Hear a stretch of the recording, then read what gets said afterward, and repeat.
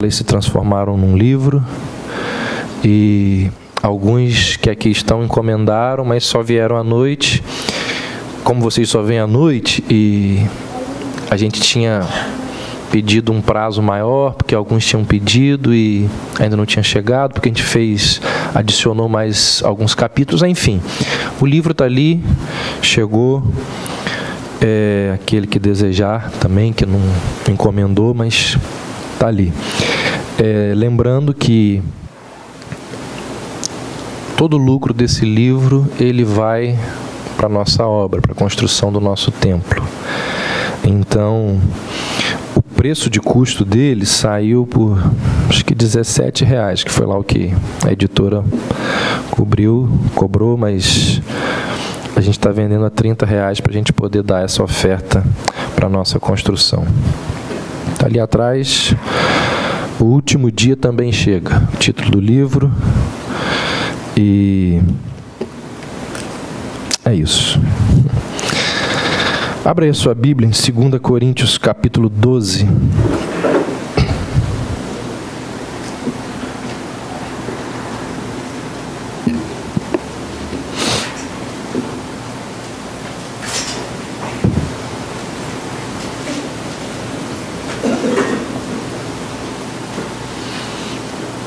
Segunda Coríntios 12, os 10 primeiros versos dizem: é necessário continuar a gloriar-me, mesmo que isso não sirva para nada. Passarei as visões e revelações do Senhor. Conheço um homem que em Cristo, há 14 anos, foi arrebatado ao terceiro céu.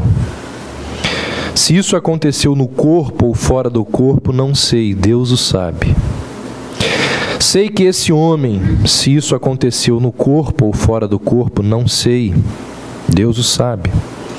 Foi arrebatado ao paraíso e ouviu palavras inexprimíveis, as quais não é permitido ao homem mencionar. Nesse homem eu me gloriarei, mas não me gloriarei em mim mesmo, a não ser nas minhas fraquezas. Mas mesmo que quisesse gloriar-me, eu não seria louco, porque estaria dizendo a verdade. No entanto, abstenho-me de fazê-lo para que ninguém pense de mim além do que em mim vê ou de mim ouve. Até mesmo sobre essas extraordinárias revelações. Portanto, para que eu não me tornasse arrogante, foi-me posto um espinho na carne, um mensageiro de Satanás para me atormentar. Para que eu não me tornasse arrogante, pedi ao Senhor 3 vezes que o tirasse de mim. Mas ele me disse: a minha graça te é suficiente, pois o meu poder se aperfeiçoa na fraqueza. Por isso, de muito boa vontade, me gloriarei nas minhas fraquezas, a fim de que o poder de Cristo repouse sobre mim. Por isso, eu me contento nas fraquezas, nas ofensas, nas dificuldades, nas perseguições, nas angústias por causa de Cristo. Pois quando sou fraco, então é que sou forte. Vamos orar. Senhor, conduza, ó Pai, as nossas mentes a ouvirmos e aprendermos da Tua Palavra.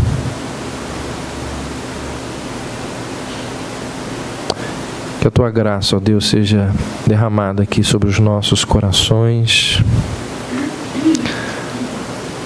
e que a Tua Palavra, que tem um poder extraordinário, possa alcançar os nossos corações. Ó Deus, uma pregação, uma mensagem pode mudar o rumo de uma vida. Pode colocar no lugar sentimentos abalados e desestruturados há anos. Uma mensagem pode trazer luz sobre caminhos escuros e cheios de trevas. Por isso nós pedimos que a Tua palavra alcance os nossos corações. E ao alcançá-los, primeiro honre e glorifique ao Senhor. E depois faça aquilo que nós tanto carecemos. Nós assim oramos, nos colocamos diante do Senhor e pedimos por esse momento, em nome de Jesus. Amém. Quem conhece a primeira e a segunda carta que Paulo escreveu à igreja de Corinto, e a história de Paulo ali nessa cidade, sabe que o apóstolo ele escreveu essa segunda carta tentando resolver uma tensão que existia entre ele e a própria igreja. E uma parte dessa tensão foi causada ou foi gerada pelo fato de que os membros daquela igreja estavam acolhendo pregadores vindos de uma região chamada de Judeia, e esses pregadores que chegaram ali na igreja de Corinto, eles chegaram dizendo que eram apóstolos de Jesus. Tais homens, eles estavam tentando ganhar a confiança da igreja, e nesse processo eles diminuíram a pessoa de Paulo, questionando a autoridade dele, a autoridade apostólica. E esses homens, eles, dentre tantas coisas, eles vão apresentar relatos de sinais e prodígios que eles tinham feito. Esses homens vão afirmar terem tido visões e revelações da parte de Deus. Eles traziam com eles algumas cartas de recomendação de algumas autoridades de Jerusalém. E tudo isso que eles procuravam fazer, todos esses detalhes aqui, ou esses títulos, essas características que os acompanhavam, visavam diminuir o apóstolo Paulo, acabar com a autoridade dele na igreja de Corinto, para que, ao fazer isso, eles assumissem o lugar que Paulo tinha. Então, inicialmente, Paulo vai respondê-los dizendo que eles não possuem as credenciais de um verdadeiro apóstolo, porque o apóstolo ele tinha lá alguns critérios que faziam dele apóstolo, as chamadas credenciais apostólicas. E uma dessas credenciais apostólicas eram os sofrimentos que os apóstolos tinham sofrido por causa de Cristo. Inclusive é por isso que na epístola você vai encontrar 2 listas de sofrimentos que Paulo enfrentou por causa de Jesus. Porque Paulo está diante desses homens e diante da igreja defendendo o seu apostolado.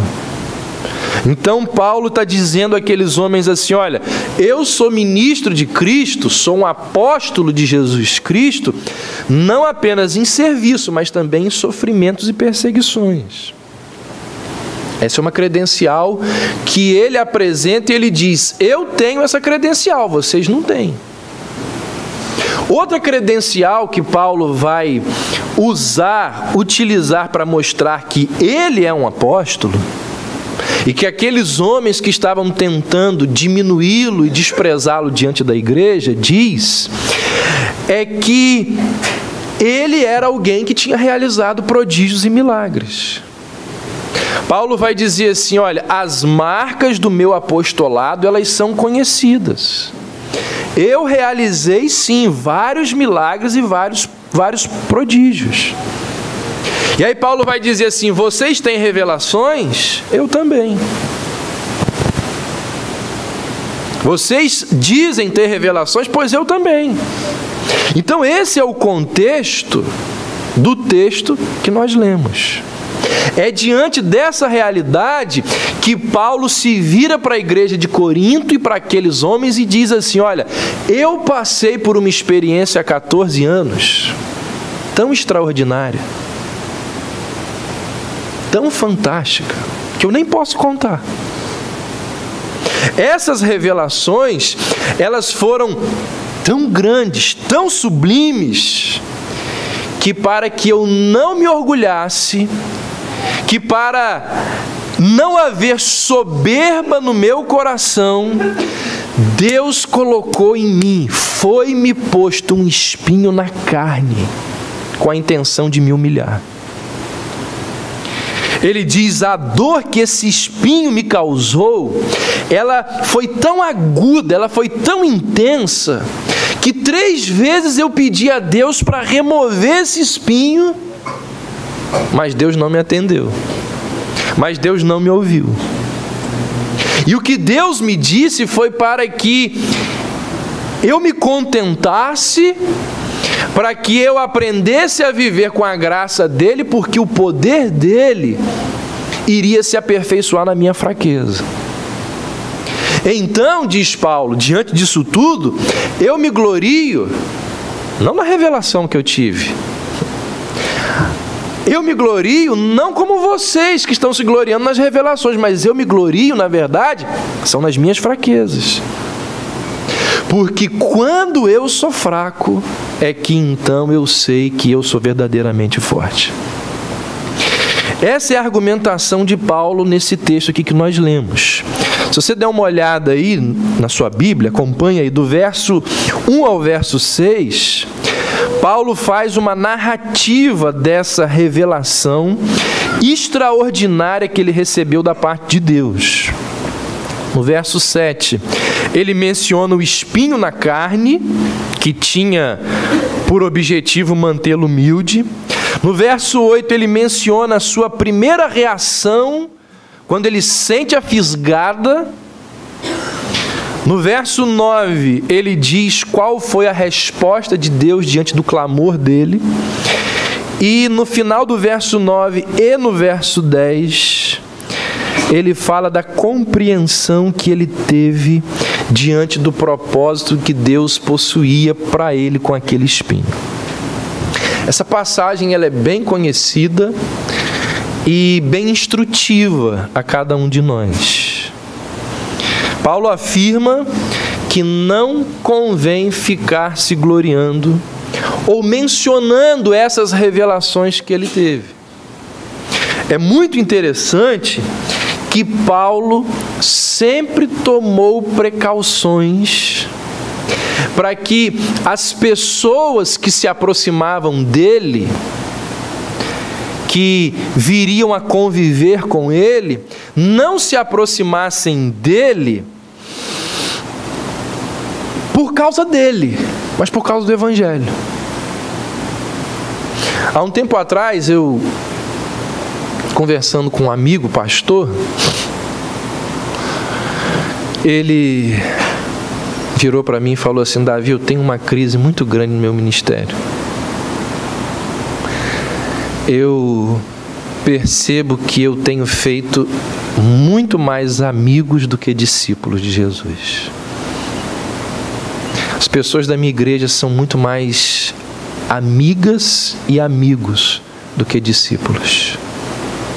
E o meu chamado não foi para fazer amigos, foi para fazer discípulos de Jesus. E é muito interessante que Paulo sempre tomou precauções para que as pessoas não se aproximassem do Evangelho por causa dele. Os estudiosos e comentaristas bíblicos entendem que esse foi um dos principais motivos pelos quais Paulo não batizou ninguém em Corinto. Porque ele queria evitar que ali naquela cidade houvesse uma formação de um fã-clube da pessoa dele. E apesar de todos esses cuidados, foi exatamente isso que acabou acontecendo, porque quem conhece a carta sabe que existe um momento lá em que Paulo diz assim, ó, tem um pessoal aí que está dizendo assim, eu sou de Apolo, eu sou de Paulo. E aqueles chamados de espirituais, eles diziam, nós somos de Cristo.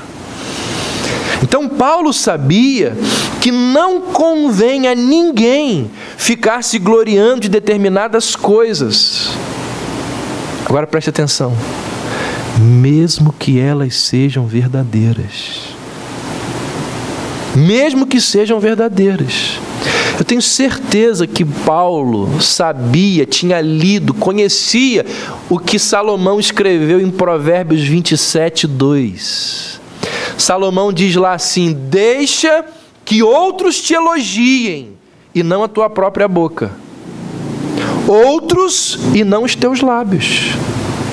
Você é muito bom numa coisa. Você é um profissional excelente. Deixe que outros te louvem e não a tua própria boca. Não fique se gabando das habilidades que você possui. Na igreja que Paulo frequentava, isso aqui eu já estou... Na igreja na qual Paulo era pastor, certamente que cantava-se aquela música, se algum louvor ganhar, quero entregar ao meu Salvador. A Deus seja a glória pelas bênçãos sem fim. Paulo sabia muito bem que na hora que nós falamos de coisas espetaculares que aconteceram conosco, o que acontece? A atenção cai sobre nós.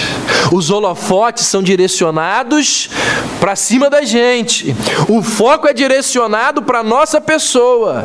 E na igreja isso não está certo. Porque na igreja o foco deve estar direcionado o tempo inteiro para Jesus Cristo. Por isso que ele diz, eu não me glorio.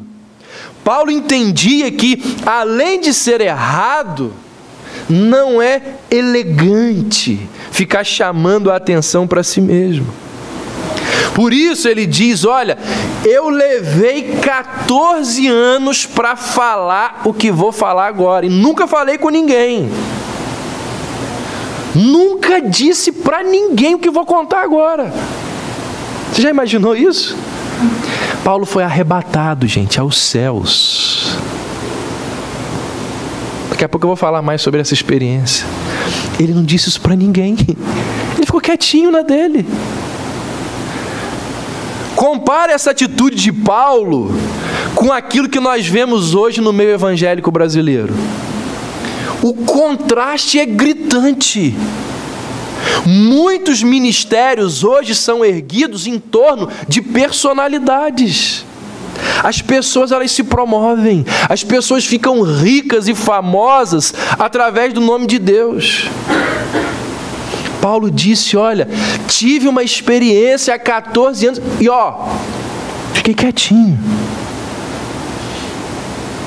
E aí, por força das circunstâncias, como nós vamos ver, ele diz, eu vou contar. E ao contar, acaba acontecendo até que vem glória para mim. Ele diz, mas você pode ver isso no início do texto que nós lemos, ele diz, mas eu sei que isso não convém. Então ele conta, mas ele conta de forma relutante. Ele só conta porque as circunstâncias estão solicitando. Ele só fala daquela experiência espetacular que ele teve porque o apostolado dele, consequentemente o reino de Deus, estava sendo questionado ali, porque aquelas pessoas estavam caluniando o apóstolo. Outro detalhe interessantíssimo, mesmo falando da experiência que teve, ele diz assim, eu conheço um homem. Ou seja, ele fala dele mesmo. No entanto, ele está tão relutante em falar, que modestamente ele diz assim, eu conheço um homem. Ou seja, ele usa de todos os recursos que ele possui para não chamar atenção para ele, para não fazer com que o foco caia sobre ele. O contraste é gritante. Ao contrário de muita gente que vai pelas igrejas dando testemunho de coisas que supostamente viram e ouviram da parte de Deus. Pastor, posso contar uma experiência espetacular que aconteceu comigo? Não. Pode não. Porque aqui é lugar de pregação só. Não é lugar de exaltação de homem. Paulo não divulgou, Paulo não revelou, Paulo não colocou na mídia evangélica. Ele simplesmente guardou com ele. E ele só contou a sua experiência por força das circunstâncias, porque a defesa do seu apostolado naquele momento era muito importante.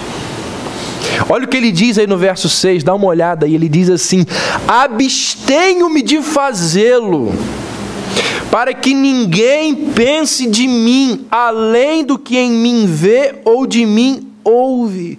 Irmãos, perceba a preocupação de Paulo. Ele não queria ser idolatrado, ele não queria tietagem, ele não queria glórias para sua pessoa, porque Paulo sabia que o ser humano ele é facilmente atraído para aquelas pessoas que são julgadas especiais. Você vê uma pessoa especial que a igreja, o grupo, a comunidade, a religião olha para ela e diz assim: esse daí é o ungido de Deus, é uma pessoa diferente das demais. Acaba acontecendo idolatria ao redor dessa pessoa. Paulo sabia disso.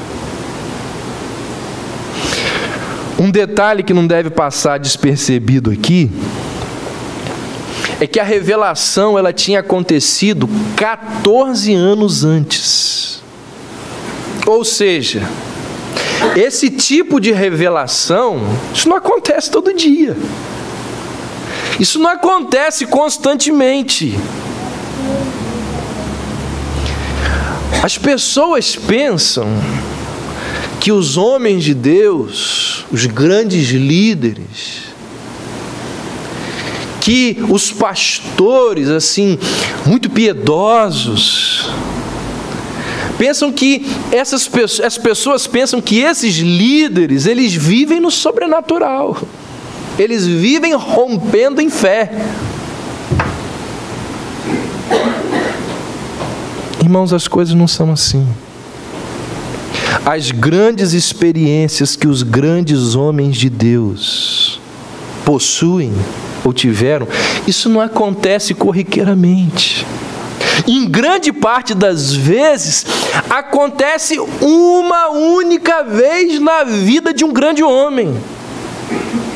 Muitas vezes, os grandes servos de Deus não possuem grandes experiências. Jonathan Edwards, ele diz que uma vez aconteceu algo com ele, ele estava cavalgando, e ali ele sentiu a presença de Deus de forma espetacular, como nunca na vida dele. Ele diz que foi ele conta lá, ele descreve num dos seus livros, de forma impactante o que aconteceu com ele, e ele diz assim: a minha vida inteira eu desejei que aquilo se repetisse, mas nunca mais Deus me concedeu o privilégio e a graça daquele momento. Por que eu estou dizendo isso? Se você ouvir alguém que vive falando das experiências sobrenaturais que teve com Deus, cai fora. Mês passado aconteceu isso, ano passado. Sai fora. Primeiro, porque ele está chamando a atenção para ele. Segundo, que púlpito não é lugar disso. E terceiro, porque os grandes homens de Deus, grande parte deles, nunca teve experiências grandiosas assim com Deus, e quando teve, é uma ou outra. Agora olha que interessante. Paulo diz que ele estava lá diante dos anjos no céu. Ele diz: eu fui arrebatado, cheguei, estive lá no céu diante dos anjos de Deus. E aí quando ele volta para a terra, quem que está esperando ele? Um anjo do diabo. Lá no céu ele está com os anjos de Deus. Quando ele desce, ele se encontra com um mensageiro de Satanás. Paulo vai dizer que era, ou a expressão que ele usa é de um espinho na carne. Muita coisa ao longo da história da igreja tem sido dita acerca do que seria esse espinho. Mas ninguém sabe exatamente o que era esse espinho aqui que foi posto sobre o apóstolo. Uma vez eu ouvi o John MacArthur pregar sobre isso, e ele mostrou lá vários argumentos interessantíssimos, dizendo que esse espinho era uma pessoa que ficava no encalço de Paulo o tempo inteiro atormentando o apóstolo. Muito interessante a visão que ele tem disso daqui, a leitura que ele faz disso daqui. Mas ele mesmo vai dizer: olha, eu não tenho certeza que é isso, eu acho que o mais provável é que seja isso, mas a gente não sabe o que era esse espinho na carne. O que se sabe desse espinho era que, primeiro, ele era altamente doloroso. A palavra grega usada para espinho aqui, que o apóstolo Paulo usa, é a palavra scallops, que pode ser traduzida por estaca. E essas estacas eram pedaços de madeira afiados, bem longos, e eles eram usados na tortura de condenados. Ou seja, era muito mais que um espinho. Um espinho, ele causa incômodo, mas essas estacas aqui, elas provocam uma dor aguda e intensa. Então esse é o sentido que Paulo diz aqui. Ele diz algo que não é que causa incômodo, é algo que provoca uma dor aguda e intensa. Outra coisa, Paulo vai dizer que esse espinho era algo humilhante. Ele diz assim: mensageiro de Satanás, enviado para me esbofetear. O bofete que é mencionado aqui não é aquele murro que é dado na direção da cara do outro, não é esse murro. O bofete aqui é aquele tapa que é dado com essa parte aqui da mão, com as costas da mão. Lembra uma atitude, um tapa de desprezo. Quando se deseja denegrir alguém, é esse tapa na cara, que é humilhante, vergonhoso. E é esse tipo de bofete que Paulo está se referindo aqui. Ou seja, o mensageiro de Satanás não era um anjo pugilista, era um zombador, era alguém sarcástico, era alguém irônico. Estava ali para humilhar o apóstolo. A terceira característica desse espinho na carne é que quem estava por trás disso tudo era Deus. Vou falar de novo. Quem estava por trás de tudo isto era Deus. Isso aqui não é algo muito fácil de ser entendido e assimilado. Afinal de contas, como pode Deus estar por trás de tudo isso se o espinho na carne era um mensageiro de Satanás? Mas quem entende a soberania de Deus e conhece textos bíblicos, inclusive alguns lá do Velho Testamento, quando diz que um espírito diabólico de mentira foi enviado por Deus. Lutero, ao falar de Satanás, Lutero vai dizer que o diabo é o diabo de Deus. e que Deus usa o diabo da forma como ele bem entende. Spurgeon, ele vai dizer assim, o diabo, não, essa é Lutero também, de Spurgeon é outro.